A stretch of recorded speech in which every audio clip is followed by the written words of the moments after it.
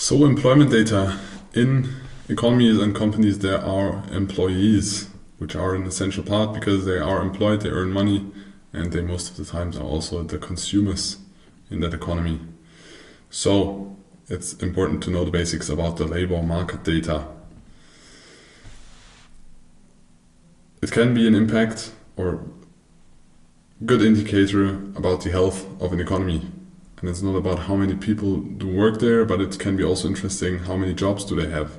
Do they have one job? Do they have several jobs? And so on. So the labor force in the US, for example, it's different in every region, but the US is one of the biggest markets, so we implemented that example, considered to be 16 years old and above, who are currently employed.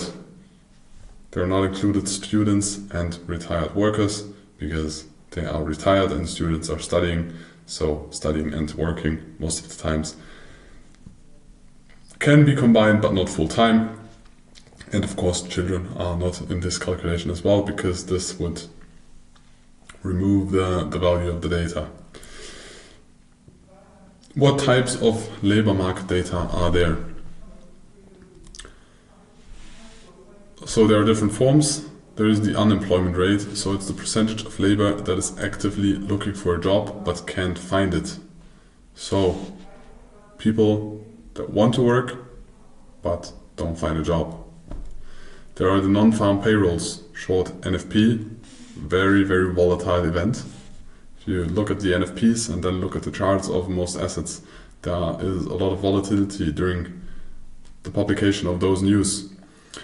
It is the number of new payrolls, so new jobs or new employments in the industry or service sector in a single month. They are excluding farm workers, government employees, private household employees, and non-profit workers. So it's just about the real economy, kind of. Farm workers are also real workers, but they are more seasonal. So in most of the farm business, it is very seasonal. The government, they just exclude because the government is just like kind of managing or providing infrastructure for the economy, but they want to, with the NFP, you want to measure the economy except the government. Of course, private households, employees, because it's too intransparent and irrelevant for the economy at all, and non-profit workers because they are non-profit and we are in a capitalist market, so it is all about profit. They are excluding NFP, important to know, very important data. Here again, it's not just you have good NFP numbers, market rise, and the other way around. You always need to put it in context.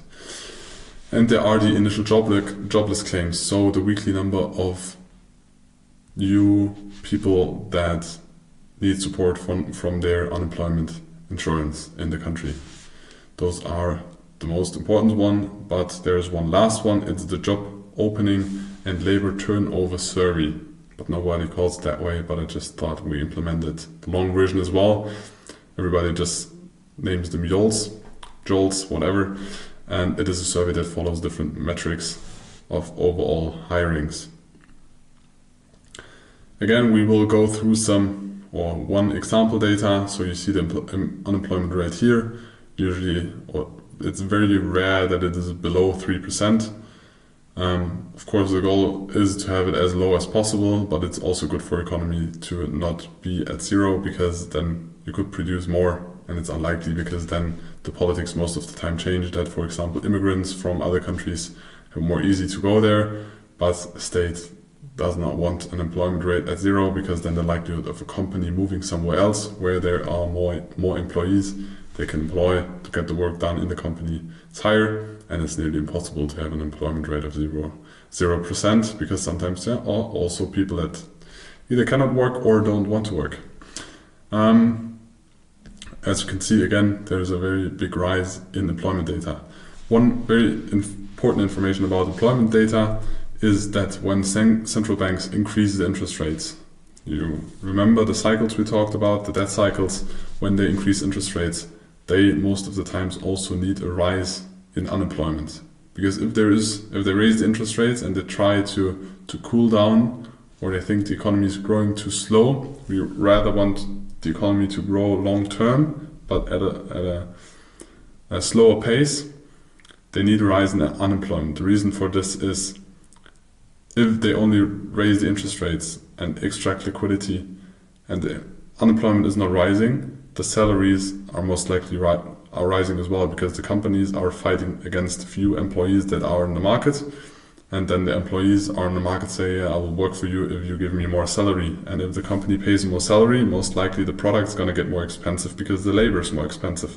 And then you get like into a loophole of rising inflation because salaries rise and then the products get more expensive, then the people need more salaries, so you have this circle. So at some point the central bank is looking for a rising or a rise in unemployment rate when they raise the interest rates. Important to know. And that's about the numbers of unemployment rate.